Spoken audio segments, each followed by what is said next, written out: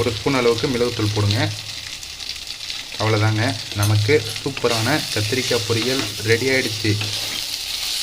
இந்த கத்திரிக்காய் பொரியலும் நமக்கு சளிக்கு ரொம்ப நல்லது. சளி பிடிக்காமல் இருக்கும். பிடிச்சிருந்தாலும் உடனே வெளில கொண்டு வந்துடும். கண்டிப்பாக வீட்டில் ட்ரை பண்ணி பாருங்கள். தயிர் சாதத்துக்கு, மோர் சாதத்துக்குலாம் நீங்கள் வந்து தொட்டுட்டு சாப்பிட்டிங்கன்னா அப்படி கறி வறுவல் மாதிரி அவ்வளோ டேஸ்ட்டாக இருக்கும். கண்டிப்பாக ட்ரை பண்ணுங்கள். சூப்பராக நம்மளுக்கு கத்திரிக்காய் பொரியல் ரெடி ஆகிடுச்சு. இப்போ அடுப்பு ஆஃப் பண்ணிடலாம். இப்போ நமக்கு கத்திரிக்காய் பொரியலை டேஸ்ட் பண்ணி பார்க்க போகிறோம். அதுவும் சாதத்தில் தொட்டுட்டு. இந்த பச்சி இது வந்து காரக்கரண பொரியல். இப்போ நம்ம இதை டேஸ்ட் பண்ணுவோம் எப்படி இருக்குன்னு.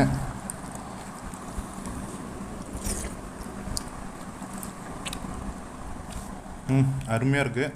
கண்டிப்பாக வீட்டில் ட்ரை பண்ணி பாருங்கள்.